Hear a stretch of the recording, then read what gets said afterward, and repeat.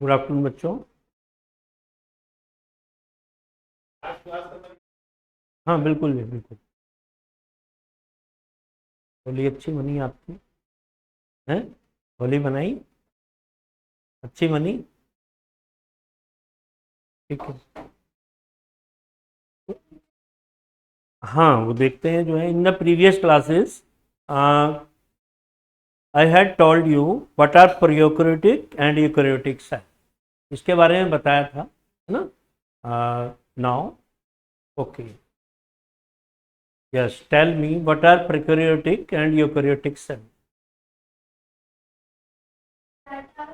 like a battery in the form of a battery charge, हाँ and it has been converted in uh, uh,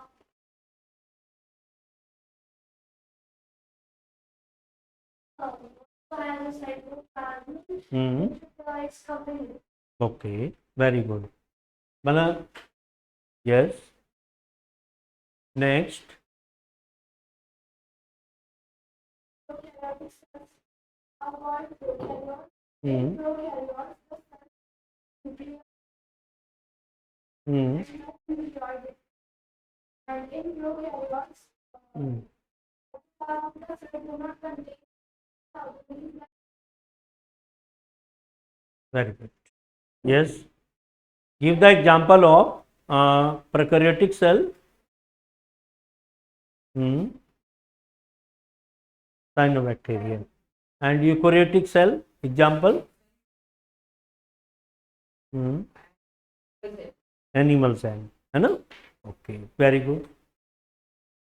New student. What is your name? Mayank. Manan. Okay, Manan. ठीक है।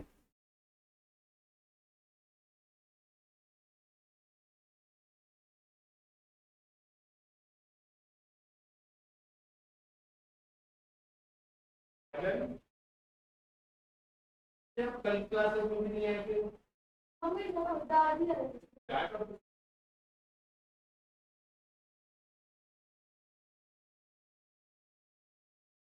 Yes बेटा, next is कि पहले orally पूछ लेता हूँ। Orally पूछ लूँ या रिटर्न देना है आपको? Return, yes. Write the question. Question number 1।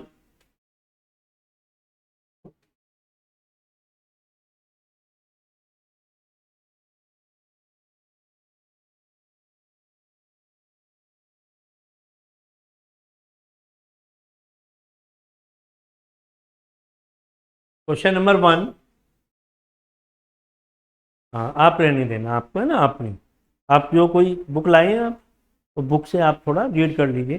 मगर थोड़ा सा जो एक छोटा सा टेस्ट बोल देते हैं इनको, ठीक है? Define cell.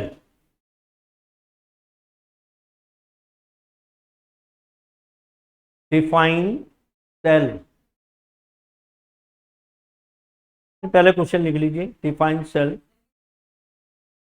One one one test 10 marks. हाँ, कोई प्रॉब्लम नहीं है। आप जिसको आता है वो लिख लो, जिसको नहीं आता है वो क्वेश्चन तो लिख ही लो, आंसर घर से कर लो, ठीक है ना? Why cell is called the structural and functional unit of life. Why cell is called the functional and structural unit of life. Structural and functional unit of life.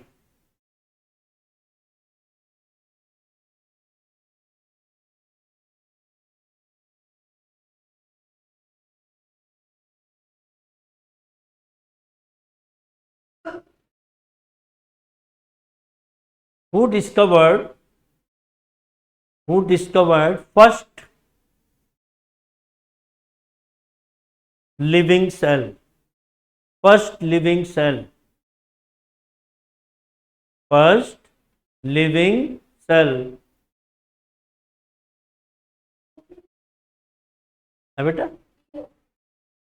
Who discovered, मैंने बोला who discovered, ठीक है ना? First living cell, ठीक है ना,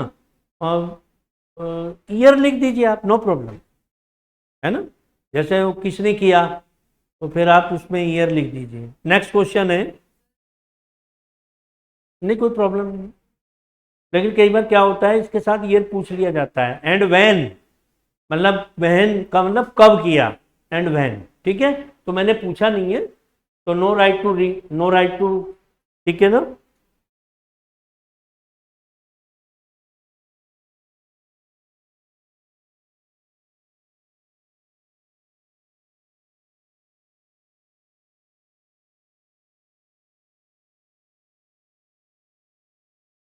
What is the difference between cytoplasm and protoplasm?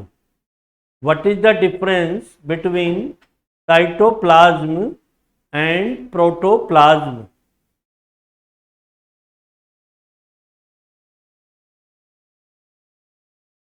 What is the difference between cytoplasm and protoplasm?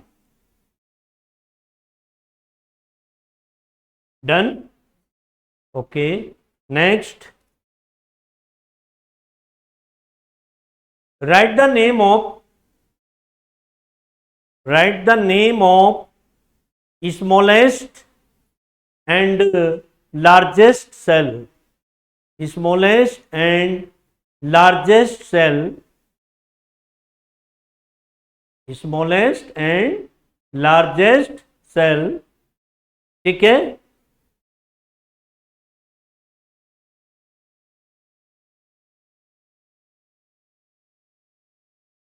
What is the main difference between what is the main difference between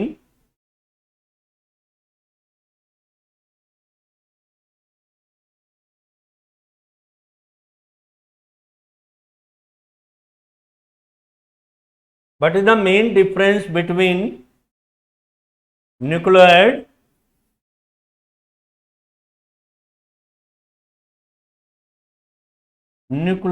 and nucleus? Nucleoid and nucleus में आपको difference बताने हैं, है ना, clear है। 1 point, ठीक है, 2 point हो सकते हैं भाई। न्यूक्लियोइड जो है वो कहाँ पे प्रेजेंट होता है, न्यूक्लियस कहाँ पे प्रेजेंट होता है ना। And then second point you can write nucleoid and nucleus दोनों में फर्क क्या है, what is the difference, main difference between nucleoid and nucleus, तो इन दोनों में आप डिफरेंस बता दीजिएगा। हाँ main difference, yes exactly.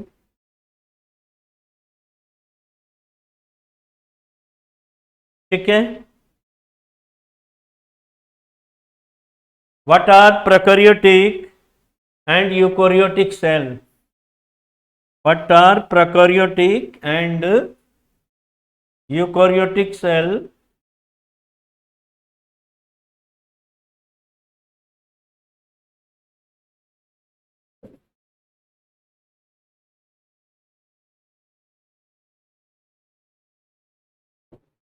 Prokaryotic cell and eukaryotic cell.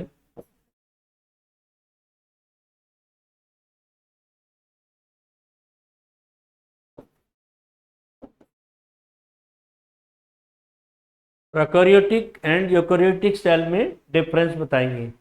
Okay,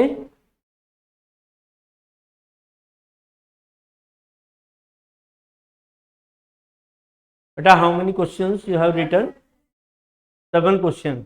and then next question is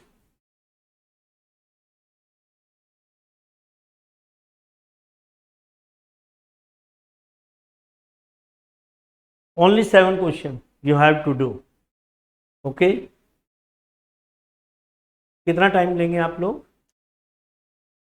10 minutes का टेस्ट है, लेकिन इसके लिए आप शीट लेकर आए हैं ना।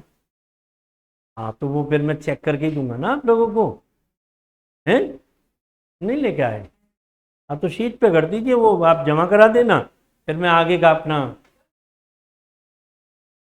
हाँ नो प्रॉब्लम।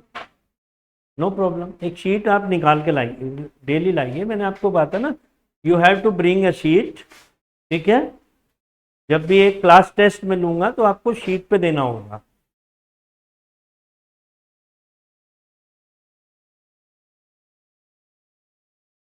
अच्छा, पिछली क्लास में आप आए नहीं थे, है ना, आप फर्स्ट डे आए हैं, तो आपने इसमें कितना चैप्टर पढ़ा है? अभी तो स्टार्ट किया, ठीक है। तो टेस्ट दे रहे हैं बच्चे आपको शुरू, आप आगे आ जाइए, आगे आ जाइए, ये बिल्कुल बड़े आराम से आगे आइए बेटा, वो नहीं होना चाहिए। वो टेस्ट दे रहे हैं, इतने आपका ये मैं क्लियर करा देता हूँ।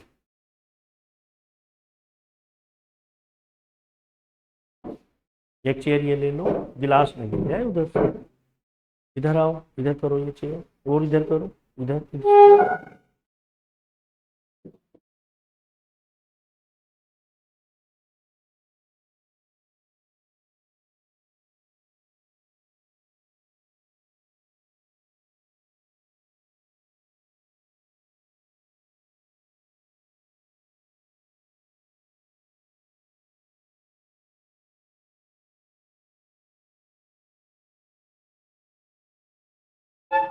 यस बेटा, स्टार्टिंग में हमने बताया था कि जो लिविंग थिंग्स हैं, लिविंग ऑर्गेनिज्म, तो लिविंग ऑर्गेनिज्म है वो सब किससे बने हैं? ग्रुप ऑफ सेल्स से बने। जो सेल होती है, कई सारे सेल मिलकर के क्या बनाते हैं? टिश्यू। और बहुत सारे जब टिश्यू एक साथ ज्वाइन हो जाते हैं तो क्या बनता है? ऑर्गन। और फिर उसके बाद में ऑर्गन्स का जो ग्रुप होता है वो क्या बनाता है? Organ system. और ऑर्गन सिस्टम से फिर क्या बनता है? Cell body. जैसे कि आप यहाँ देख रहे हैं, ये हमारा ग्रुप ऑफ सेल्स है। आप ये बेटा नोट करिए, कॉपी निकालो अपनी, यहाँ पे नोट कर लीजिए।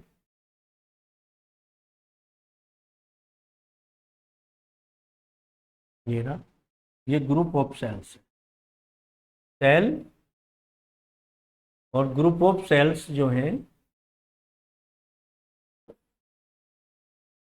ये ग्रुप ऑफ सेल्स क्या बनाता है बेटा? टिश्यू। ये टिश्यू बनाता है, क्या बनाता है? टिश्यू। और ये बहुत सारे टिश्यू अगर हम एक साथ कनेक्ट कर देते हैं, ठीक है, ये ग्रुप ऑफ टिश्यूज है, ग्रुप ऑफ टिश्यूज कंसिस्ट होकर के ये बनाता है हमारा ऑर्गन। ये ऑर्गन बनता है। और अगर हम बहुत सारे ऑर्गन्स को एक साथ कनेक्ट कर देते हैं तो फिर क्या बनता है? क्या बनता है? ऑर्गन सिस्टम, है ना। इसने ऑर्गन बनाया, और ऑर्गन के साथ अगर हम चलते हैं, बहुत सारे ऑर्गन्स जो होते हैं, ये रे ऑर्गन्स अगर एक साथ कनेक्ट हो जाएं तो ये बनता है हमारा ऑर्गन सिस्टम। क्या बनता है? Organ system. ये ऑर्गन सिस्टम बन जाता है। और फिर ऑर्गन सिस्टम अगर, जैसे ये है ग्रुप ऑफ सेल्स हैं, ये रे ग्रुप ऑफ सेल्स हैं, इसके बाद में हमारा टिश्यू बन जाता है, और टिश्यू के बाद में ऑर्गन, ये रे ये ऑर्गन है, गॉल ब्लैडर है, लीवर है, लार्ज इंटेस्टाइन है, ये हमारे जो हैं ऑर्गन्स हैं। Group of cells, tissue, tissue से ऑर्गन्स, और फिर ऑर्गन सिस्टम, और ऑर्गन सिस्टम से फिर हमारी ये फुल बॉडी, ये पूरी बॉडी बन जाती है। ठीक है बेटा, क्लियर है ना? कोई प्रॉब्लम तो नहीं है? क्या लिखा आपने? Group of cells make tissue, और ग्रुप ऑफ टिश्यू से ऑर्गन, और ग्रुप ऑफ ऑर्गन से क्या बनता है? ठीक है।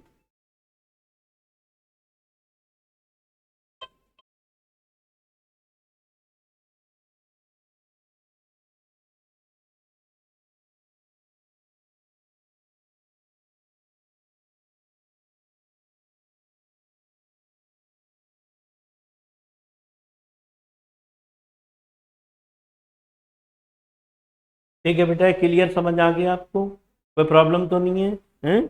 यस, नेक्स्ट है, yes, Robert Hooke. Note down कीजिए, रॉबर्ट हुक 1665 में उसने डिस्कवर्ड किया thin slice of cork.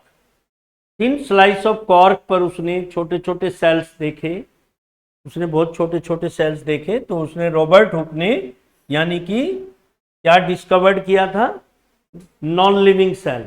Non living cell को उसने डिस्कवर्ड किया था रॉबर्ट हुक ने। कैसे किया? By the help of primitive microscope. यानी कि उसने जो है, ये प्रिमिटिव माइक्रोस्कोप है, प्रिमिटिव माइक्रोस्कोप की हेल्प से उसने जो है डिस्कवर्ड किया सेल। ये प्रिमिटिव माइक्रोस्कोप है, यानी पूरी तरह से डेवलप नहीं था। प्रिमिटिव माइक्रोस्कोप उसने सेल्फ मेड डिजाइनिंग, उस माइक्रोस्कोप की हेल्प से जो है उसने डिस्कवर किया। अब ये बता सकते हैं कि जो ये कॉर्क है, जो कॉर्क है, कॉर्क जानते हो क्या होता है? यानी कि ट्री, जैसे पेड़ होता है, पेड़ के ऊपर जो उसका कवर होता है, क्या होता है? कवर, वो नॉन लिविंग पार्ट होता है, ठीक है। वहां पर उसने डिस्कवर्ड, मतलब देखा, उसने ऑब्जर्व किया, तो उसे बहुत छोटे छोटे इस तरीके के यानी कि स्ट्रक्चर उसे दिखी। ये वाली, ये हनी कॉम्ब लाइक स्ट्रक्चर, ये जो हनी कॉम्ब लाइक स्ट्रक्चर है, इसने जो है वहां पर मतलब देखा, ठीक है। और रॉबर्ट हुक ने इन स्ट्रक्चर्स को सेल का नाम दिया। इसका नाम दिया सेल का। आप लिखिएगा बेटा, आपने तो नोट कर रखा है ये वाला, आप नोट कर लीजिए। रॉबर्ट हुक 1665 में thin slice of cork discovered किया, किसकी हेल्प से? प्रिमिटिव माइक्रोस्कोप की हेल्प से। और जो है उसने इनको क्या नाम दिया? मतलब कि हनी लाइक स्ट्रक्चर उसे दिखी, जैसे हनी, हनी का शहद का छत्ता देखा है ना?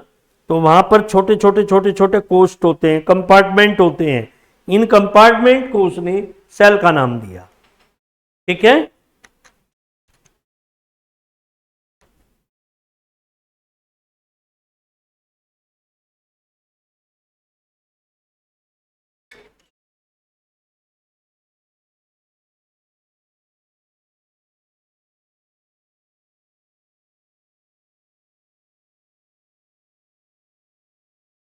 हो गया बेटा? ठीक है। अभी पीछे का जो पार्ट है ना, वो आप एक सिस्टमेटिक वे में किसी बच्चे की नोटबुक से नोट कर लेना, जो है समझा तो मैं रहा हूँ, है ना। मैं फोटो खींच दूंगा, मेरे मोबाइल से फोटो खींच लेना, आप सेंड कर देना, ठीक है। ये क्लियर है बेटा? तो अब श्योर हो कि सबसे पहले जो है रॉबर्ट हुक ने क्या डिस्कवर्ड किया? मतलब कि नॉन लिविंग सेल को। कहाँ पे? थिन स्लाइस ऑफ कॉर्क को उसने देखा, और उसने देखा कि हनी कॉम्ब लाइक स्ट्रक्चर, इसने इन स्ट्रक्चर्स को सेल का नाम दिया। किसकी हेल्प से? प्रिमिटिव माइक्रोस्कोप की हेल्प से उसने डिस्कवर, ठीक है। आगे चले हैं?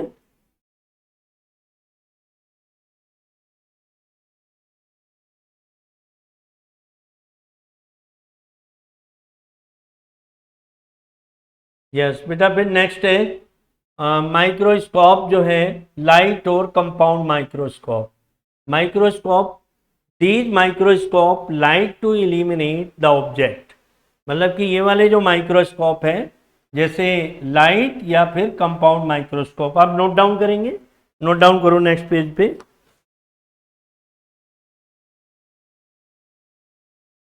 लाइट और कंपाउंड माइक्रोस्कोप, तो ये वाले जो माइक्रोस्कोप है उसने यूज किस लिए किए?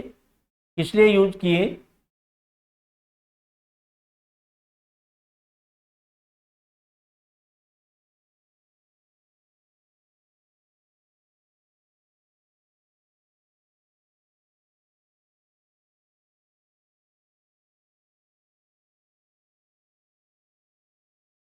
These microscope use light to illuminate the object, यानी कि जो ऑब्जेक्ट होती हैं उन पर लाइट डालने के लिए, इल्यूमिनेट करने के लिए। इल्यूमिनेट जानते हैं किसे कहते हैं? किसे कहते हैं? इल्यूमिनेट कहते हैं कि जब लाइट किसी सरफेस पर फॉल होती है तो इट मीन्स कि वो इल्यूमिनेट हो रही है, ठीक है। वहां पर मतलब लाइट इल्यूमिनेट हो रही है, ठीक है।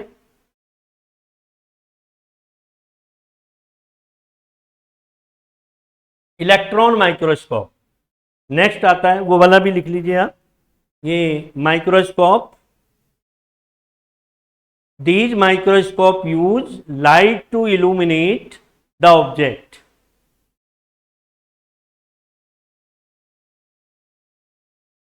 Light to illuminate the object. And next है इलेक्ट्रॉन माइक्रोस्कोप. इलेक्ट्रॉन माइक्रोस्कोप, ये इलेक्ट्रॉन माइक्रोस्कोप है. It help in observing cell structure which can not be seen with light. मतलब कुछ ऐसी भी सेल होती हैं जो लाइट से नहीं दिखती, मतलब can not be seen with light, जो लाइट में भी हमें दिखती नहीं है, तो हम उसे देख सकते हैं इलेक्ट्रॉन माइक्रोस्कोप की हेल्प से. किसकी हेल्प से देख सकते हैं? इलेक्ट्रॉन माइक्रोस्कोप की हेल्प से हम उसे देख सकते हैं. ठीक है, ये रहा, ये इलेक्ट्रॉन माइक्रोस्कोप है बेटा. और इलेक्ट्रॉन माइक्रोस्कोप क्या करता है? बहुत छोटी से छोटी स्मॉलेस्ट सेल को भी हमें मतलब कि सक्सेसफुली जो है मतलब विजिबल कराने में हमारी हेल्प करता है. It help in observing cell structure which can not be seen with light. जो लाइट के साथ हमें नहीं दिखती है तो वो हम इलेक्ट्रॉन माइक्रोस्कोप से देख सकते हैं. ठीक है, और use very high voltage electricity, मतलब कि इसमें very high voltage electricity use होती है. तो 2 पॉइंट इसमें ये क्लियर हो जाते हैं.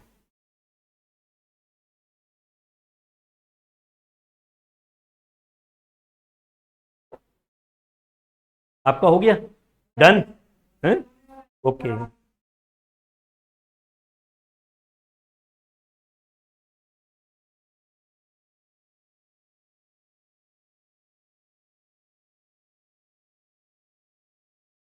बेटा आप भी जो है शीट पे टेस्ट दे रहे हैं ना? हैं? ठीक है.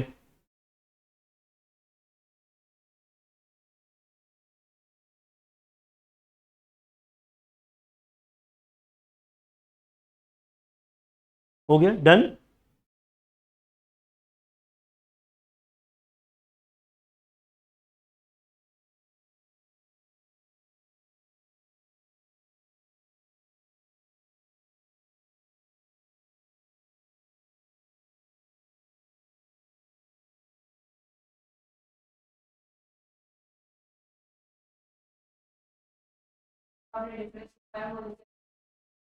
बिल्कुल वो लिख सकते हैं, नो प्रॉब्लम.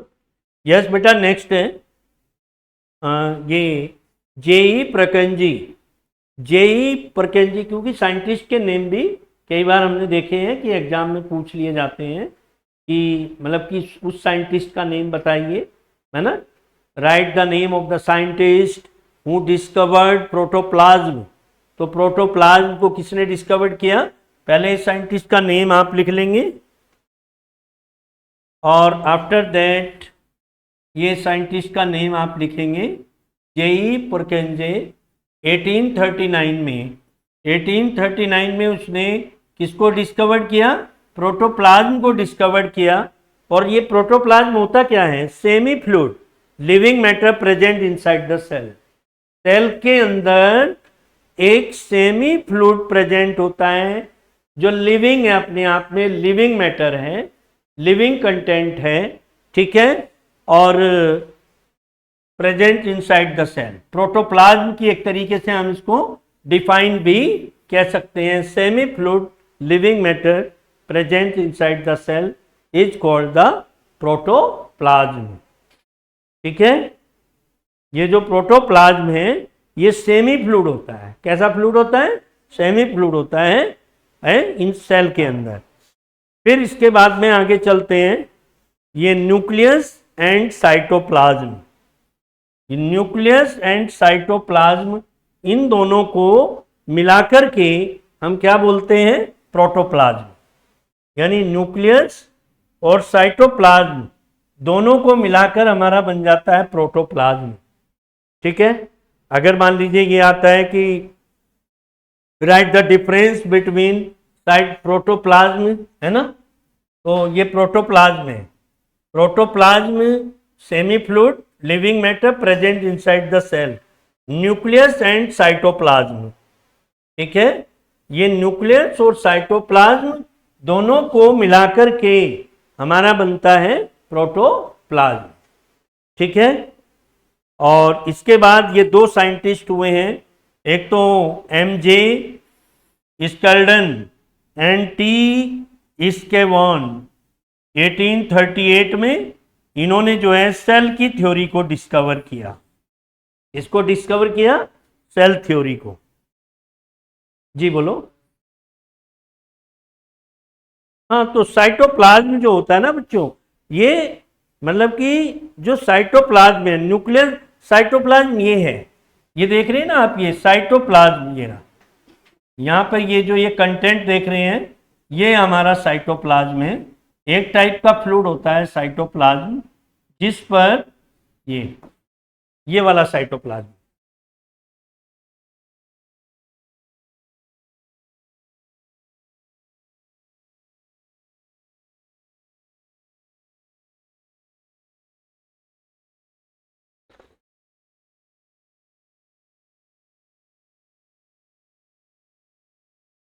बेटा जल्दी जो है फिर वाइंड अप करो टेस्ट अपना, है ना। I will not give you any extra time, ठीक है ना।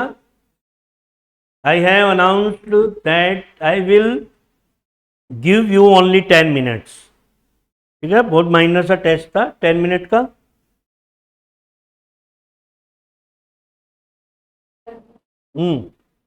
आगे रख दीजिए चेयर पे। यस,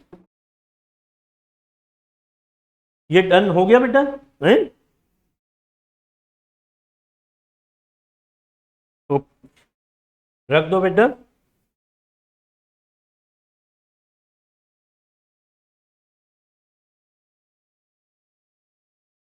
यस, अब बेटा ये भी थोड़ा रिवीजन कर लेंगे। अब अपनी अपनी सीट, यहाँ कंफर्टेबल है आप यही, ठीक है।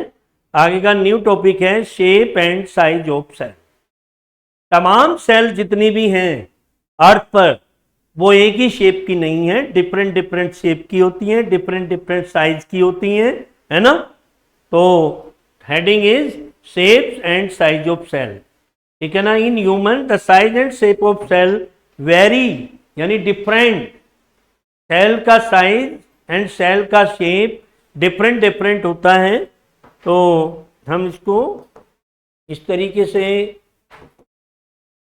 समझ सकते हैं। Number first point is the size and shape, note down the point बेटा, पॉइंट नोट डाउन करिए। Of cells very and its is determined by the specific function of the cells. आप कर चुके हैं बेटा, आप समझ लो केवल, है ना। आपने तो कर लिया है ना पीछे, ये हाँ इन्होंने नहीं किया, तो थोड़ा सा मतलब पीछे का रिवीजन करा रहे हैं, आप केवल समझ लीजिए इसको। Shape and size of cell में है कि साइज जो होती है, शेप जो होती है, सभी सेल्स की एक बराबर इक्वल नहीं होती, डिफरेंट डिफरेंट होती है। यस, आप यहां आ रहे हो, आ जाओ, नाम लिख दो, लिख दो नाम।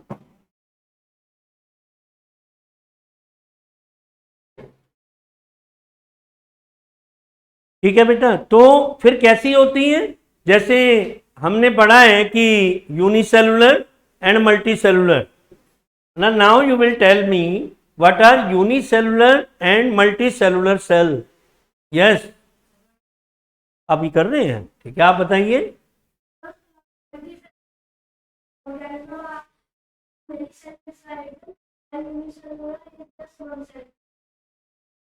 हाँ, यूनिसेलुलर के एग्जाम्पल दे सकते हैं आप, कोई एग्जाम्पल दीजिए यूनिसेलुलर का। हाँ, ब्लू ग्रीन एल्गी है, ओके, पैरामीशियम है, और अमीबा भी आप कह सकते हैं। अमीबा भी जो है वो यूनिसेलुलर है और पानी में पाया जाता है ये, है ना। तो इसीलिए हम इसको क्या कहते हैं, एक्वेटिक सेल का नेम हम इसको देते हैं, क्योंकि जो सेल पानी में, यानी जो ऑर्गेनिज्म पानी में होते हैं उनको एक्वेटिक ऑर्गेनिज्म बोलते हैं। जो ऑर्गेनिज्म लैंड पे होते हैं, जमीन पे होते हैं, उनको हम टेरेस्ट्रियल ऑर्गेनिज्म बोलते हैं। और जो एयर में होते हैं, एयर में भी तो पाए जाते हैं, जैसे माइक्रो ऑर्गेनिज्म, आपके एरोबिक जो बैक्टीरिया हैं, वायरस हैं, वो एयर में प्रेजेंट होते हैं, है ना। ठीक है, यस। स्मॉलेस्ट सेल यानी सबसे छोटी सेल जो है माइकोप्लाज्मा। माइक्रोप्लाज्मा इतनी छोटी सेल होती है, बहुत बारीक सेल होती है, तो उसको देखने के लिए बहुत ही हमें पावरफुल माइक्रोस्कोप का यूज करना पड़ता है। और लार्जेस्ट सेल है जो ऑस्ट्रिच सेल है, ऑस्ट्रिच एग। ऑस्ट्रिच का जो एग होता है वो बच्चों सबसे बड़ा सेल है। Longest animal cell nerve cell. Nerve cell, आपको मैंने नर्व सेल की स्ट्रक्चर बताई थी नर्व सेल की स्ट्रक्चर, है ना। What is the nerve cell, you will tell बेटा। Yes, what is nerve cell? Neuron, है ना। और न्यूरॉन में मैंने आपको बताए थे कि न्यूरॉन के पार्ट नंबर फर्स्ट इज, ये बोलोगे, आपने बनाई थी न्यूरॉन की स्ट्रक्चर, है axon, second dendrite, nerve ending, cell body, nucleus, है ना। तो ये वाली स्ट्रक्चर आपने बनाई थी? नहीं, आपने सबने बना, आपने नहीं बनाई, बनाई थी आपने, अब आप बनाओगे, बनाइए। ये है,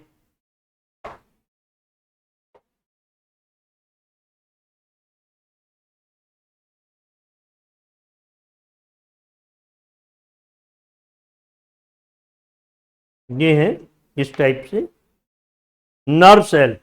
बनाओ बेटा, एक बार आपका जो है रिवीजन हो जाएगा, सब बच्चे वन टाइम अगेन, ठीक है ना। मेक द नर्व सेल, और डेट डाल लीजिए। और नर्व सेल से, हाँ थी, एक बार और करके दिखा दो मुझे।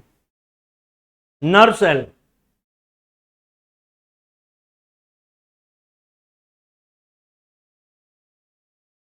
नर्व सेल पेंसिल का यूज करेंगे। मैंने सब बच्चों को बताया हुआ है कि पेंसिल लेके आएंगे सब बच्चे, है ना। आप पेंसिल नहीं लाए क्यों? नहीं, पेंसिल से बनाओ बेटा, कोई भी डायग्राम है वो पेंसिल से बनाना है ना।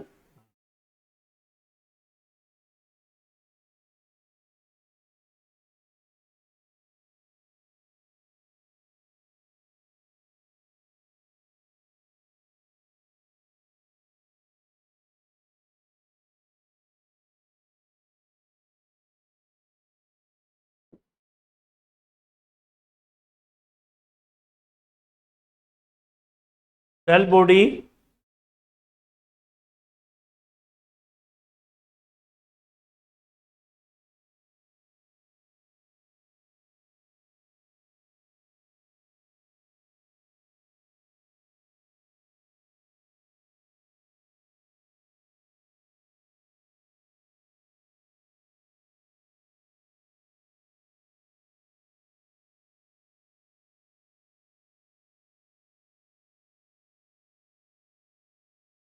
डेंड्राइट,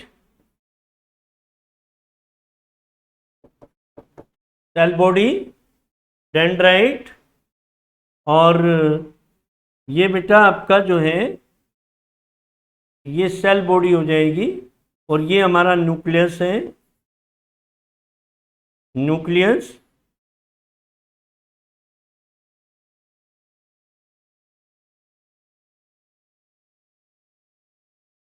ये हमारा एक्सॉन है,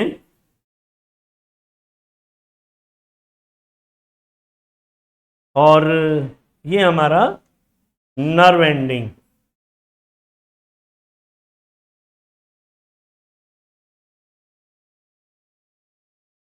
नर्व, ये हमारा बेटा स्ट्रक्चर हो गया न्यूरॉन का, ठीक है।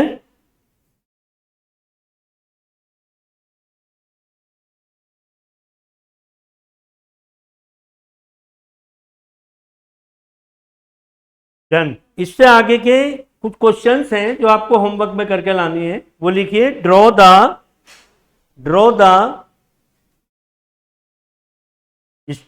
डायग्राम ऑफ, हाँ जो मैं दे रहा हूं अभी, ये होमवर्क के क्वेश्चन है जो अभी दे रहा हूं। Draw the diagram of blood cells, blood cells, bone cells, fat cell,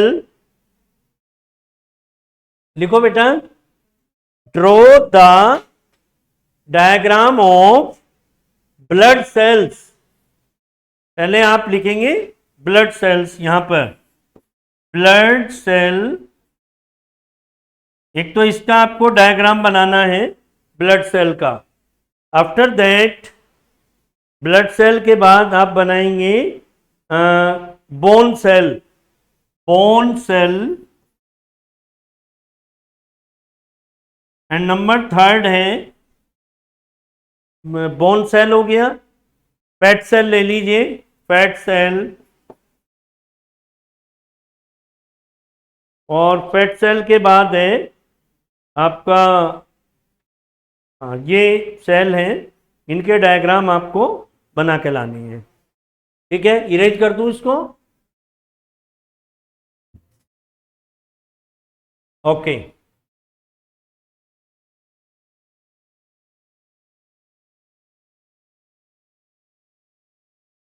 yes, based on complexity of structural organization cell are of two types, यानी कि हम इसको दो पार्ट में डिवाइड कर सकते हैं।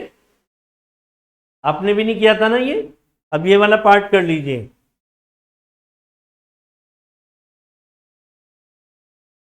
Based on complexity of structural organization cell are of two types, दो टाइप से हम इसको डिवाइड कर रहे हैं। एक तो प्रोकैरियोटिक सेल, ये रही, ये आपकी प्रोकैरियोटिक सेल है, और बेटा ये आपकी है यूकैरियोटिक सेल। प्रोकैरियोटिक में न्यूक्लियड होता है, nucleoid is not well defined nucleus, no यानी कि प्रॉपरली न्यूक्लियस नहीं होता, न्यूक्लियर मेम्ब्रेन नहीं होता, है ना, न्यूक्लियर मेम्ब्रेन नहीं होता, तो हम उसको क्या कहते हैं, न्यूक्लियड बोलते हैं। क्या बोलते हैं, न्यूक्लियड बोलते हैं। तो ये हमारा हो गया प्रोकैरियोटिक सेल है। फिर आपका आ जाता है यूकैरियोटिक में प्रॉपर न्यूक्लियस होता है, मेम्ब्रेन बाउंड ऑर्गन लीज होते हैं, और साइटोप्लाज्म दोनों में है, सेल कवरिंग भी दोनों में है, सेल कवरिंग दोनों में प्रेजेंट होता है, यूकैरियोटिक में भी और प्रोकैरियोटिक में भी। आपने कर लिया था ये, आप कर लो बेटा।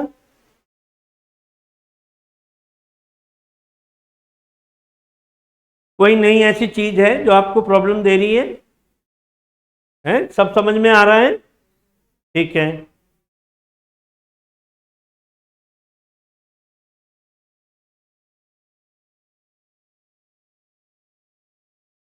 ये जो मैंने प्रैक्टिस टेस्ट आपके लिए है ना, इस तरीके के टेस्ट में लेता रहूंगा, ठीक है ना। हाँ, ये प्रैक्टिस टेस्ट है, और एक टेस्ट होता है जो बड़ा होता है ना, वो ये प्रैक्टिस टेस्ट ये केवल इस ऐसे हैं कि भाई आपकी प्रैक्टिस के लिए।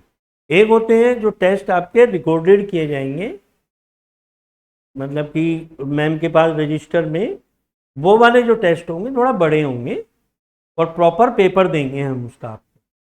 अभी तो हमने आपको पेपर नहीं दिया, अभी तो हमने प्रैक्टिस के लिए क्वेश्चन दे दिए, 10 मिनट का करा दिया। ये टेस्ट तो आपके चलते रहेंगे, नेक्स्ट क्लास में भी लूंगा, ठीक है। इससे आगे चलेंगे, इससे आगे, ठीक है। तो ये डायग्राम आपने यहाँ पे वो नहीं बनाई, न्यूक्लियस, है ना, इसका डायग्राम बनाया था आप लोगों ने, प्रोकैरियोटिक एंड यूकैरियोटिक सेल का डायग्राम बनाया था। आपने नहीं बनाया? बनाया था आपने, ओके, आपने नहीं बनाया, बना लो बेटा। पेंसिल नहीं है आपके पास में? नहीं, पेन से बना लो।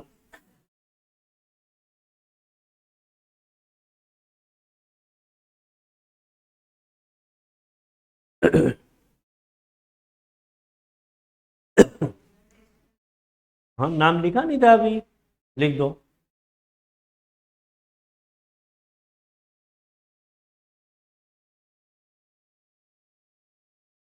आपको प्रॉपर विजिबल है? हैं? ठीक है। ये वाली जो हमारी सेल होती है, इसमें ये न्यूक्लियस है ना, ये न्यूक्लियस के ऊपर प्रॉपर जो है, मतलब ये एक वो होता है मेम्ब्रेन, जिसको हम क्या बोलते हैं? Nuclear membrane. क्या बोलते हैं? न्यूक्लियर मेम्ब्रेन बोलते हैं। लेकिन जो न्यूक्लियोइड होता है, न्यूक्लियोइड जो ये प्रॉपर वेल डिफाइंड न्यूक्लियस नहीं होता, और इसमें न्यूक्लियर मेम्ब्रेन भी नहीं होता, न्यूक्लियर मेम्ब्रेन इस पर नहीं होता है। ठीक है। आप लोग साइटोप्लाज्म के बारे में आपको मैंने बता दिया था, साइटोप्लाज्म और प्रोटोप्लाज्म। अगर मैं साइटोप्लाज्म और प्रोटोप्लाज्म इसको न्यूक्लियस को एक साथ जोड़ दूं तो क्या बन जाएगा? प्रोटोप्लाज्म बन जाएगा। ठीक है। बेटा डायग्राम आप अभी पेंसिल से बनाओगे इस तरीके से, देखो ये ना, घर से बना लाना। ठीक है, घर से बना लाना। ये हमारा है ना, ये हमारा जो है प्रोकैरियोटिक सेल है। ये प्रोकैरियोटिक सेल बिल्कुल सेम है, ये है ना। प्रोकैरियोटिक में देखो ये ना, ribosome, plasma membrane, nucleoid, cell wall. ठीक है, कोई दिक्कत तो नहीं है। चलिए बेटा आगे चलते हैं।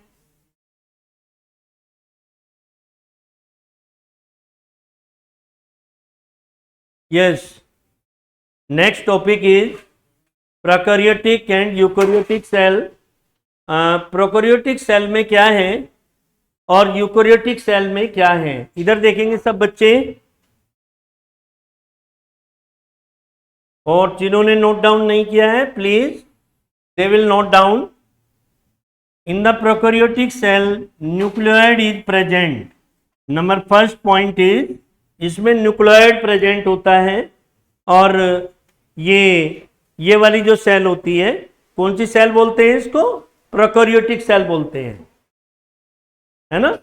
और इसके बाद में नेक्स्ट है number 2, single chromosome is present. इसमें सिंगल क्रोमोजोम होता है, उसमें मोर देन वन क्रोमोजोम। ये न्यूक्लियोइड है, यहां पर होता है nucleus, more than one chromosome. And number third is do not contain membrane bound organelle.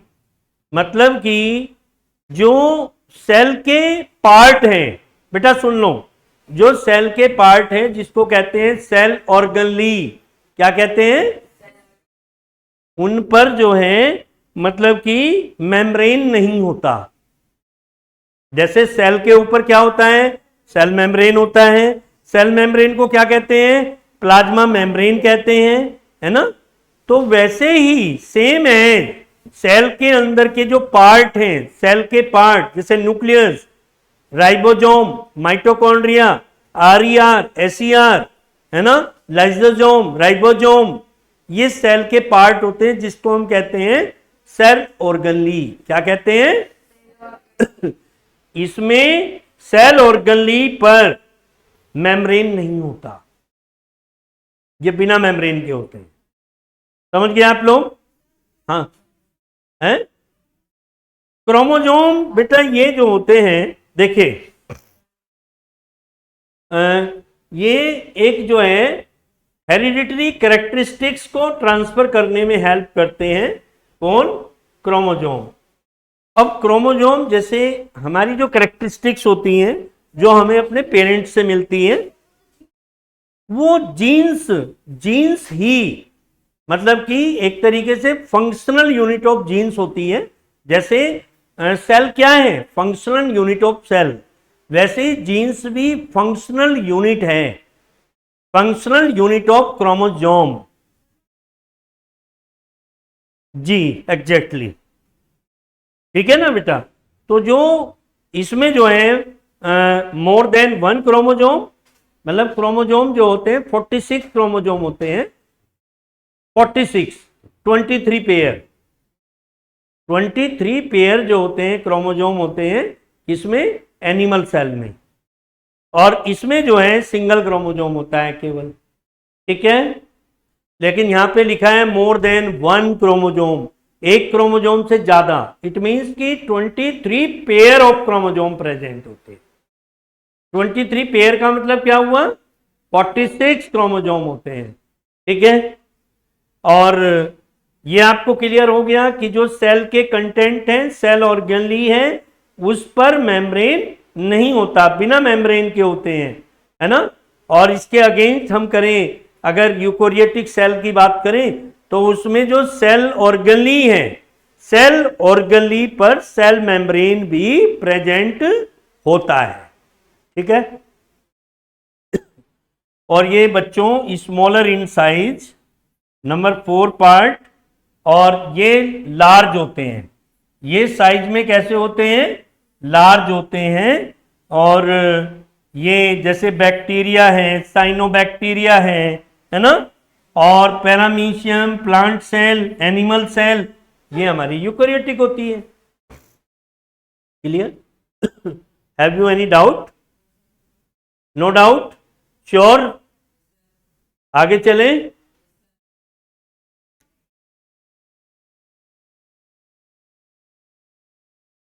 वो सेल थ्योरी आएगी तो बता देते हैं, है ना, सेल थ्योरी आएगी तो उसमें बता देते हैं, ठीक है।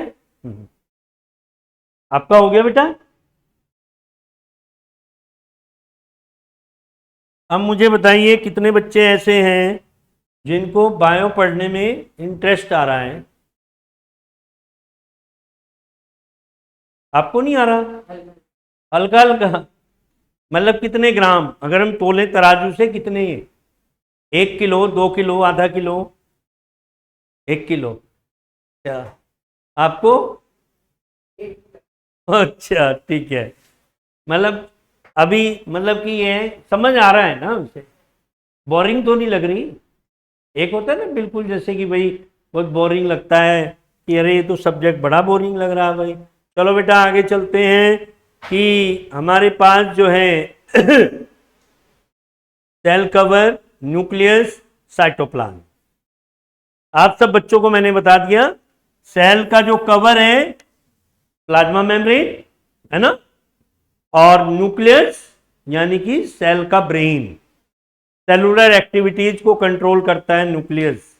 एंड देन साइटोप्लाज्म, साइटोप्लाज्म है जो फ्लूइड होता है सेल में, है ना, साइटोप्लाज्म जिसमें सेल के जो पार्ट हैं वो मतलब कि प्रेजेंट होते हैं। आगे हैं सेल वॉल। बेटा जो सेल वॉल है ये मतलब कि सबसे बड़ी बात है, आप लोगों को सभी साथ आ गए हैं हम लोग, है ना, क्यों बेटा आप लोग सभी एक साथ आ गए हैं ना? सेल वॉल अभी आपने नया पढ़ना है ना आज? Okay, yes, write the heading cell wall. आप लोग भी नोट करिए बेटा, सेल वॉल।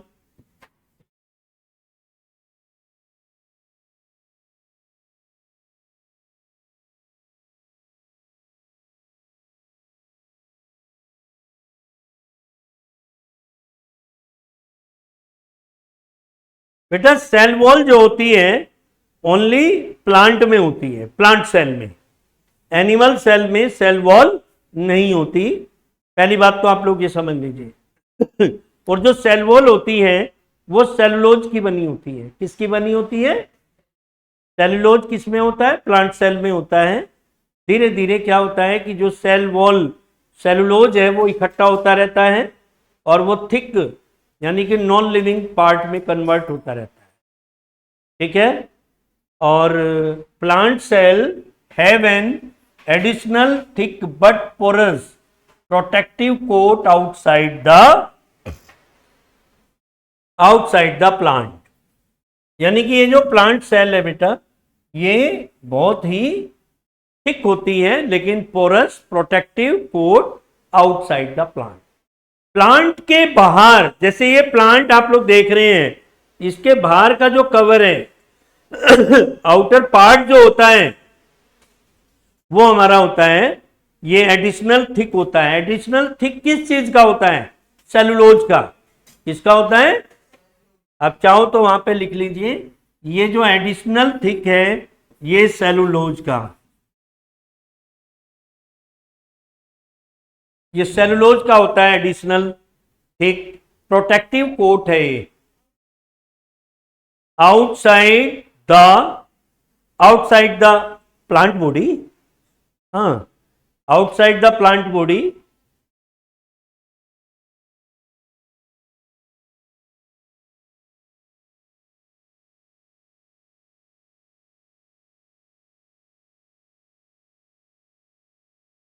मतलब सेल वॉल, सुनो बेटा मेरी बात सुनो, जो सेल वॉल है वो सेल के बाहर का पार्ट होता है। आप इस तरीके से समझ सकते हैं, सबसे पहले सेल वॉल आई, क्या आई, cell wall number 1, number 2 plasma membrane, plasma membrane, और प्लाज्मा मेम्ब्रेन के बाद फिर नंबर 3 पे आपका आता है साइटोप्लाज्म, साइटोप्लाज्म के बाद में आप इसे कह सकते हैं प्रोटोप्लाज्म, प्रोटोप्लाज्म, और फिर इसके बाद में सेल कंटेंट, ये सेल कंटेंट्स है बेटा, सेल कंटेंट्स में सेल के पार्ट आ जाएंगे, ठीक है। अब इसके फंक्शन देखते हैं सेल वॉल के, सेल वॉल के फंक्शन लिखिए नीचे। नंबर 1 इज प्रोवाइड शेप, ये शेप प्रोवाइड करती है, मैकेनिकल स्ट्रेंथ देती है, it allow all the material to pass in and out of the cell, ये अलाउ करती है सभी all the material to pass in and out of the cell.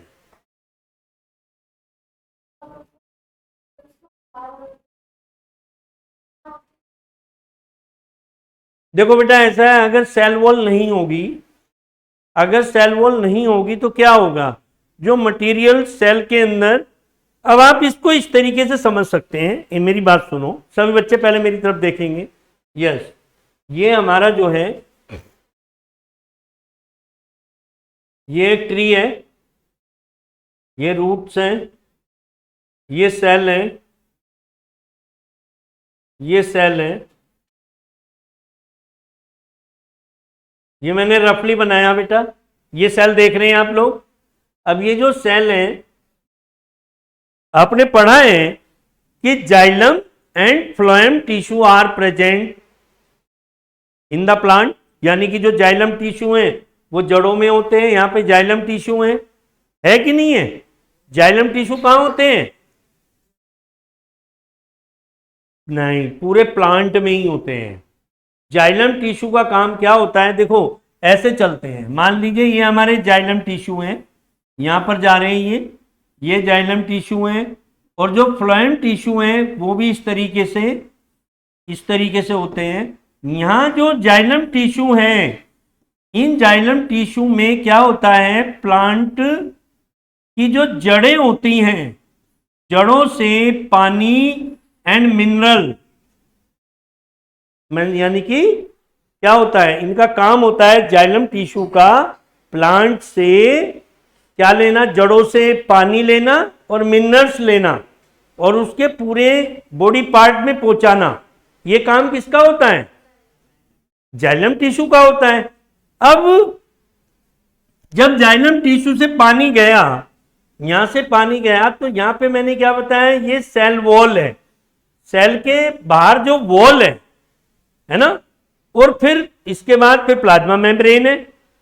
Cell wall का काम हमने क्या किया, इन एंड आउट जाने में हेल्प करना, पानी तो सेल के अंदर जाएगा ना, जाएगा नहीं जाएगा, और जो सेल के अंदर यानी कि जो हार्मफुल सब्सटेंस है वो बाहर आएगा, तो वो किसके थ्रू आएगा, वो भी plasma membrane, cell wall and plasma membrane के थ्रू बाहर आएगा।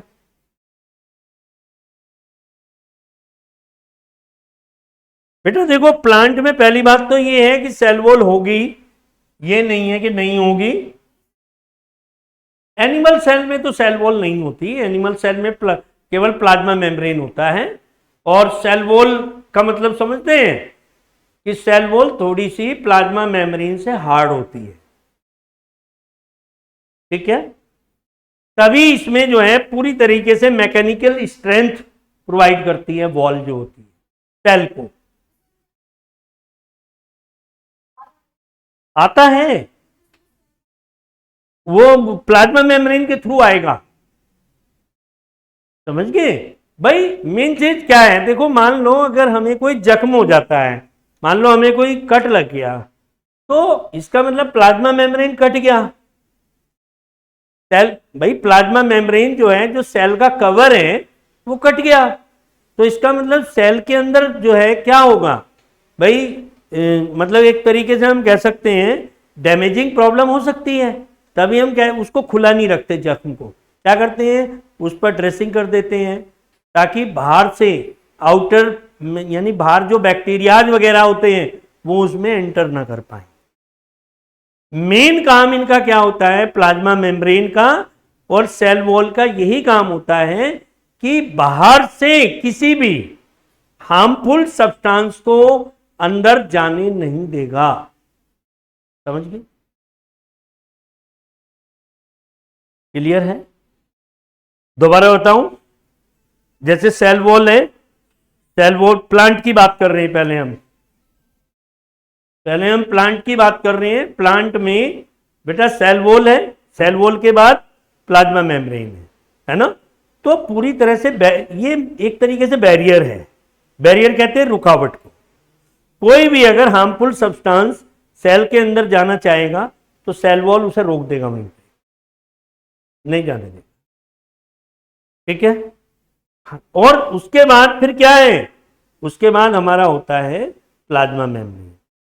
फिर प्लाज्मा मेम्ब्रेन भी यही काम करता है, वो भी एक तरीके से बैरियर का काम करता है, ठीक है ना, जिसको कहते हैं क्या, selectively permeable membrane. Plasma membrane को क्या कहते हैं, सेलेक्टिवली परमेबल मेम्ब्रेन, यानी हार्मफुल सब्सटेंस को अंदर जाने से रोकता है ना। और जो सेल के अंदर वेस्ट है उसको बाहर निकाल देता है, ठीक है भाई। हमारे अंदर जो है हमारी सेल के बाहर प्लाज्मा मेम्ब्रेन है, सेल वॉल नहीं है, तो प्लाज्मा मेम्ब्रेन भी प्रॉपर काम करता है, ठीक है। क्लियर है सभी बच्चों को।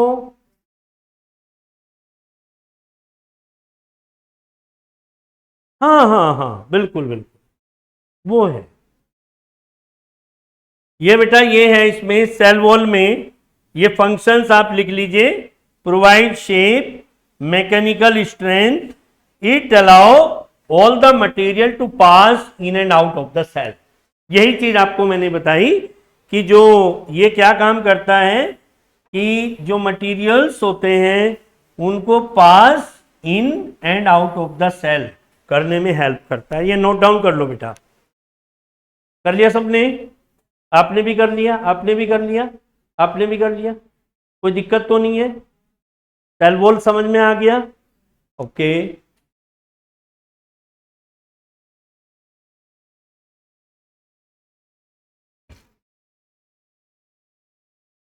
यस, जो हम पढ़ रहे थे अभी प्लाज्मा मेम्ब्रेन की बात है। अब आप new topic, you will write the new topic plasma membrane और सेल मेम्ब्रेन। लिखो बेटा आप भी हैं, समझ में आ रहा है, ठीक है। प्लाज्मा मेम्ब्रेन और सेल मेम्ब्रेन,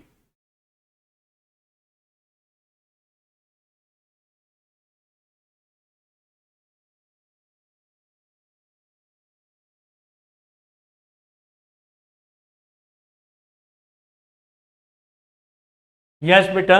नेक्स्ट टॉपिक है प्लाज्मा मेम्ब्रेन और सेल मेम्ब्रेन। अभी हमने सेल वॉल पढ़ा, सेल वॉल केवल अब समझ गए ना, प्लांट में होती है केवल, और जो बैक्टीरिया होते हैं उनमें भी सेल वॉल होती है। बैक्टीरिया जो होते हैं, जो बैक्टीरिया में भी सेल वॉल होती है, वायरस में सेल वॉल नहीं होती, ठीक है। हाँ जी बेटा, बैक्टीरिया जो है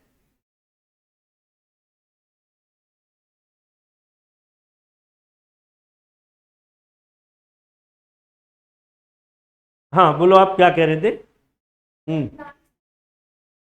हाँ, जब बैक्टीरिया के अंदर जो है, बैक्टीरिया में सेल वॉल होता है, तभी बैक्टीरिया को मारना बड़ा टफ होता है। अगर मान लो किसी को कोई डिजीज हो जाती है, बैक्टीरियल डिजीज, तो जैसे टीबी है, वो बैक्टीरियल डिजीज है, तो आपको पढ़ा नहीं, उसे मारने के लिए बैक्टीरिया जो होता है टीबी का बड़ी आसानी से नहीं मरता, उसे मारने के लिए बहुत मेहनत करनी पड़ती है। अब ये तो है नहीं कि भाई उसे 100 डिग्री, जैसे दूध है, दूध को हम 100 डिग्री सेल्सियस पे बॉयल कर सकते हैं, बट अपनी बॉडी को हम बॉयल थोड़ी कर सकते हैं 100 डिग्री सेल्सियस पे, तो खत्म हो जाएगी, है ना। तो therefore it is very tough to kill the bacteria, तो इसीलिए इसको दवाइयों से मारा जाता है। और दवाइयों से मारने के लिए जो है बड़ी मेहनत करनी पड़ती है, आसानी से ये मरता नहीं। ठीक है बेटा, any problem, any doubt? Okay, next heading is plasma membrane और सेल मेम्ब्रेन।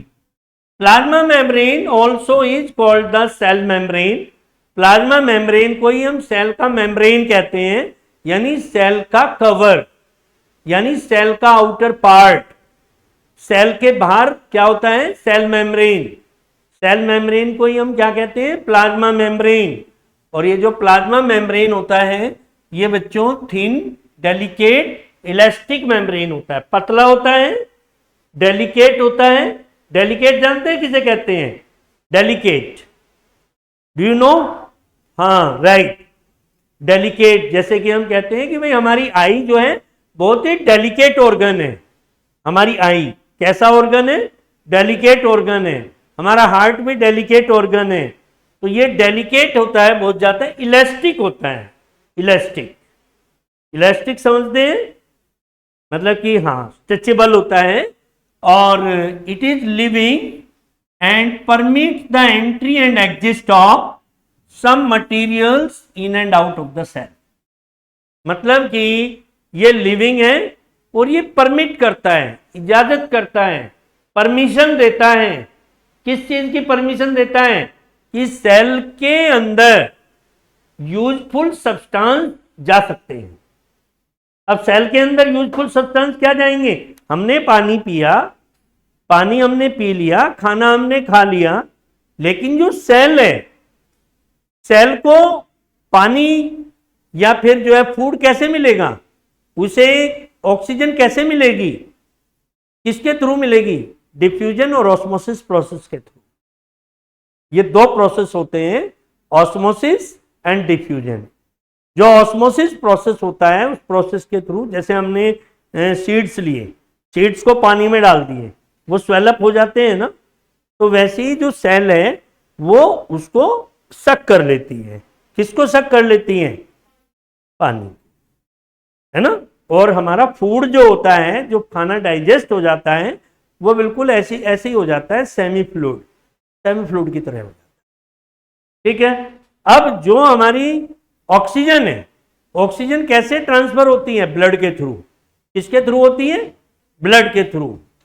जो हमारे लंग्स होते हैं, लंग्स में ऑक्सीजन ब्लड के साथ मिक्स हो जाती है और पूरी बॉडी में, मतलब कि इसी तरीके से जब ट्रेवल करता है तो ऑक्सीजन भी साथ साथ ब्लड के हमारी बॉडी में पहुंचती रहती है। और जो है ब्लड के अंदर ऑक्सीजन, मतलब ऑक्सीजन हमने तो यहां से ले ली, लेकिन वो सारे पार्ट में कैसे गई? ब्लड के थ्रू। जब हार्ट पंपिंग करता है तो जो ऑक्सीजन होती है वो ब्लड के साथ साथ पूरी बॉडी पार्ट्स में पहुंच जाती है। क्लियर है? नहीं समझ में आया? क्या नहीं आया समझ में? कोई डाउट हो तो बताओ मुझे। समझ आ गया?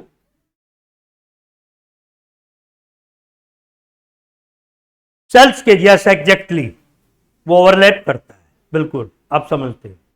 अब देखें ना, हमारी नसें भी होती हैं, उनमें भी ब्लड होता है, और जो हमारा ये मांसपेशियां होती हैं, इनमें भी ब्लड होता है। इट मीन्स कि सेल के ऊपर ही ओवरलैप करता है। हाँ, और जिस टाइम हम ऑक्सीजन लेते हैं तो जो हमारे लंग्स होते हैं, लंग्स में एल्वोइलीज होती हैं, छोटी छोटी बैलून लाइक स्ट्रक्चर होती है, तो उनमें ब्लड भी होता है और ऑक्सीजन उसमें डिजोल्व हो जाती है ब्लड में। ठीक है। और जैसे ही हार्ट पंप करता है तो ब्लड जो है हमारी पूरी बॉडी में ट्रेवल करता है, ऑक्सीजन भी वहीं ट्रेवल करती है उसमें, और हमारा फूड भी ब्लड के साथ ट्रेवल करता है, ये आप समझ, ठीक है। अब जहां जहां भी सेल को रिक्वायरमेंट होती है वो फूड को यानी ऑस्मोसिस प्रोसेस के थ्रू एब्जॉर्ब कर लेती है, ठीक है। It is called as selectively permeable membrane, इसको हम क्या बोलते हैं, सेलेक्टिवली परमेबल मेम्ब्रेन बोलते हैं। अब बेटा नोट डाउन करिए point, it is made up of proteins, lipids and carbohydrate, इनका बना होता है क्या, प्लाज्मा मेम्ब्रेन। प्लाज्मा मेम्ब्रेन में जो मेन पार्ट्स होते हैं, कॉन्स्टिट्यूएंट पार्ट्स होते हैं, प्रोटीन, लिपिड्स एंड कार्बोहाइड्रेट, ठीक है। इसके बाद नेक्स्ट है, बस ये वाले पॉइंट मेन है, अब ये वाले पॉइंट लेंगे। नेक्स्ट फंक्शंस है बेटा, give shape to the cell, नहीं ये रहने दो, अब बस ये वाले मेन पार्ट ये वाले करेंगे, ये वाले ही करेंगे। इसके फंक्शंस बेटा लिख लीजिए, प्लाज्मा मेम्ब्रेन के फंक्शन, प्लाज्मा मेम्ब्रेन के फंक्शंस हैं, give shape to the cell, keep the cell contained in place and prevents their mixing, protect the cell from injury, selectively permeable, ठीक है। ये फंक्शंस होते हैं, फटाफट नोट डाउन कीजिए जल्दी। आपको बेटा कुछ पूछना है, क्लियर है कोई पॉइंट? हाँ नहीं नहीं उसे नो नीड टू, ठीक है ना। उसमें देखेंगे आपके एनसीईआरटी में भी नहीं है, ठीक है ना।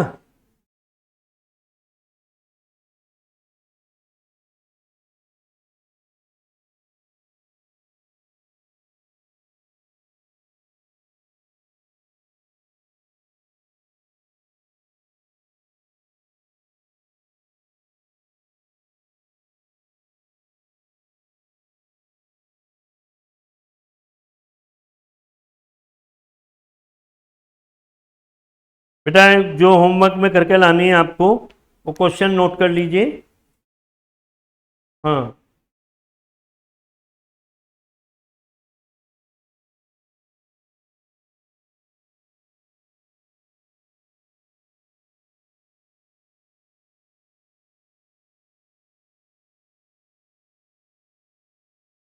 लिखिए बेटा, क्वेश्चन लिखिए, why is the plasma membrane, why is the, ये हो गया आप लोगों का, कर लो पहले इसे।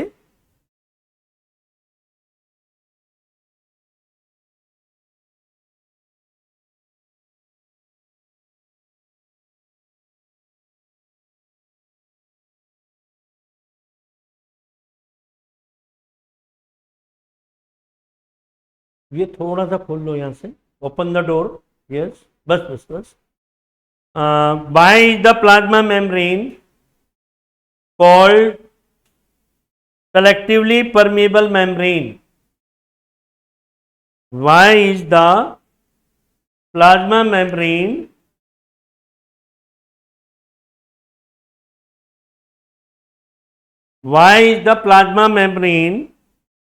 called a selectively permeable membrane, membrane, membrane, selectively, SELECT, selectively permeable membrane, why is the, क्या क्वेश्चन बोला मैंने, why is the plasma membrane called a selectively permeable membrane. Next है second question, how do substance like CO2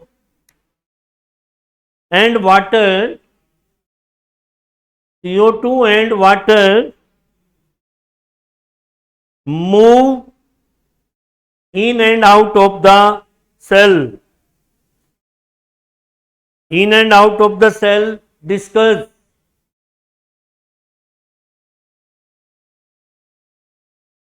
दो question हो गए हैं। Next है number 3rd।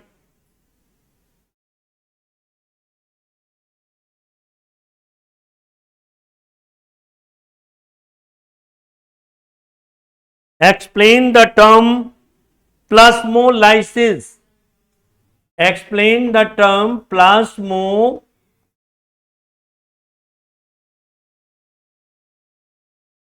Explain the term plasmolysis.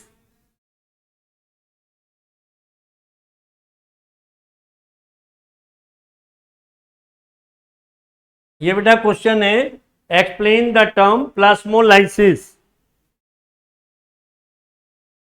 प्लास्मोलाइसिस में अभी आप अपनी एनसीईआरटी मतलब लेके आए हैं? नहीं है आपके पास एनसीईआरटी? नहीं है, ओके, कोई प्रॉब्लम नहीं है बेटा, तो कोई दिक्कत नहीं है। नेक्स्ट क्वेश्चन है, how do substance like CO2, ये वाला लिख लिया, ओके। नेक्स्ट क्वेश्चन इज,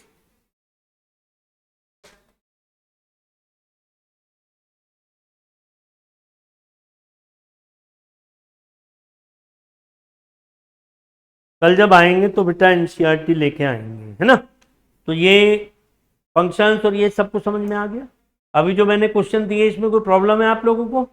कर लाएंगे, हैं? यस।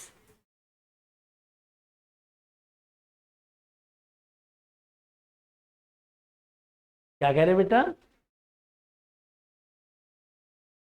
क्वेश्चन बोलो।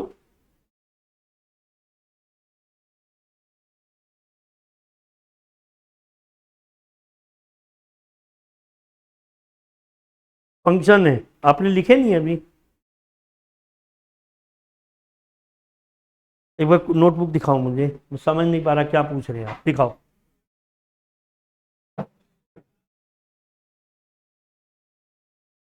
Keep the cell contain in place and prevent their mixing.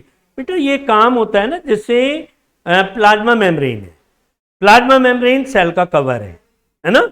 और कीप द सेल कंटेन मतलब सेल के जो कंटेंट है, सेल के पार्ट को यानी कहां पे रखते हैं? इन प्लेस यानी प्रॉपर प्लेस, यानी जहां उनकी पोजीशन होनी चाहिए, है ना। और मिक्सिंग से रोकते हैं। जैसे आप सुन लीजिए सभी बच्चे, सेल है, सेल के अंदर क्या है? माइटोकॉन्ड्रिया है, राइबोसोम है, न्यूक्लियस है ना। और न्यूक्लियस के साथ ER है, इंडोप्लाज्मिक रेटिकुलम, RER, SER, है ना। तो ये कह रहा है कि इनको प्रिवेंट यानी रोकना मिक्सिंग से, ये मिक्स नहीं हो सकते आपस में। समझ आया आप लोगों को? क्यों बेटा, समझ आया कि इनको आपस में मिक्स नहीं होने देता है।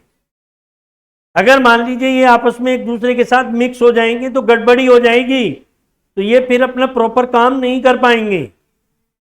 क्लियर है? लो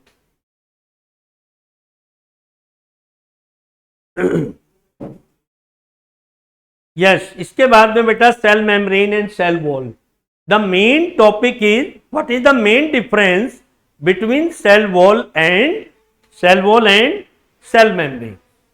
Cell membrane is called the selectively permeable membrane as plasma membrane, but cell wall क्या है? ये सेमी, ये वाला जो होता है, it is a thin, delicate, elastic covering of all cells. But cell wall it is rigid, semi-elastic covering present outside the cell membrane. यानी cell membrane के बाहर क्या होता है? Cell wall. बताया आपको, श्योर हो इससे? कोई डाउट तो नहीं है? यस। और प्लांट सेल एंड बैक्टीरिया, आ गया नहीं बैक्टीरिया? मैंने आपको बताया था कि सेल वॉल जो होती है प्लांट सेल के बाहर, और बैक्टीरिया में भी सेल वॉल होती है। इसके बाद नेक्स्ट है, it is made of protein, lipid and carbohydrate. कौन? Cell membrane. सेल मेम्ब्रेन के बाद सेलुलोज की बनी होती है। मैंने पहले ही क्लियर किया है कि सेल वॉल किससे बनी होती है, सेलुलोज की बनी होती है। इट इज सेलुलोज को हम डाइजेस्ट नहीं कर सकते। अगर मान लो हम सेलुलोज खा लें तो हम सेलुलोज को डाइजेस्ट नहीं कर पाएंगे। ये कर लेंगे डाइजेस्ट? आप धनिया खाते हैं, पुदीना खाते हैं, वो सेलुलोज है, हम उसे डाइजेस्ट नहीं कर सकते। एनिमल उसको इजीली डाइजेस्ट कर जाते हैं। ठीक है भाई, धनिया तो हम खाते हैं नहीं, वो फाइबर है, एक तरीके से हमारे डाइजेस्टिव सिस्टम को स्ट्रॉन्ग करता है, साफ करता है, क्लीन करता है। ठीक है ना।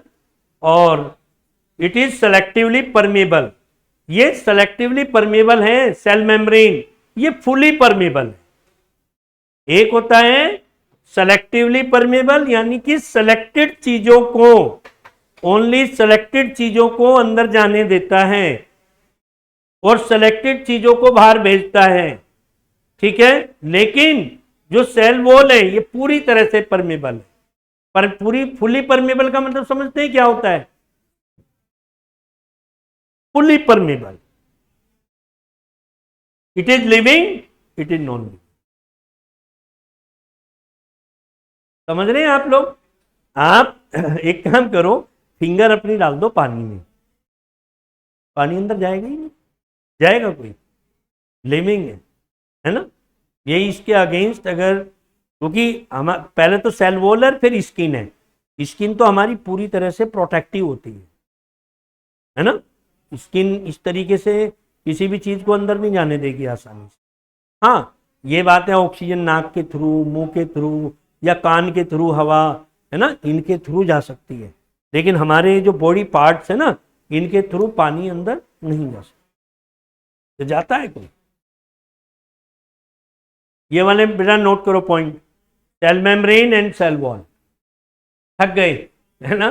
चलो लास्ट पॉइंट नोट करेंगे सब बच्चे, cell membrane and cell wall.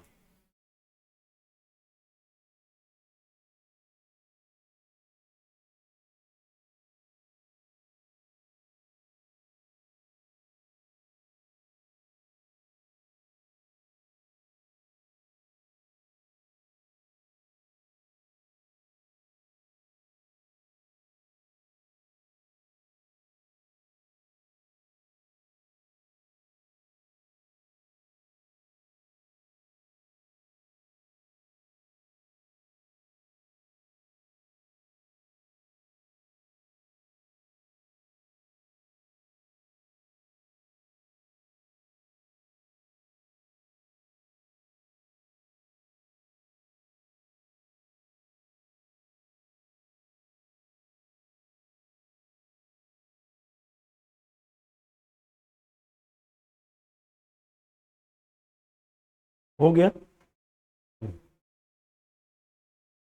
Note कर लो बेटा, है?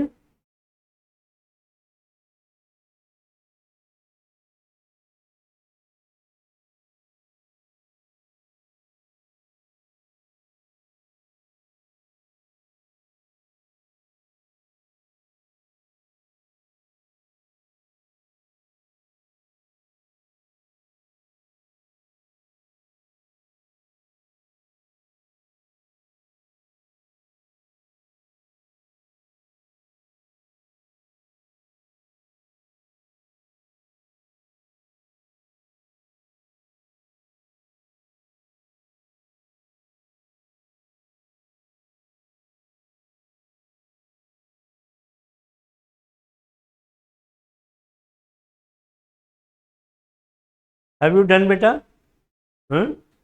नहीं?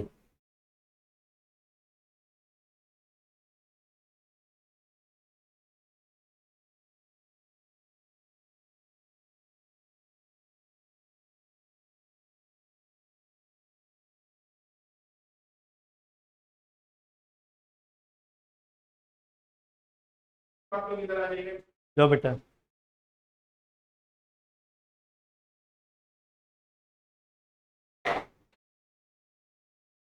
क्यों डाल दी?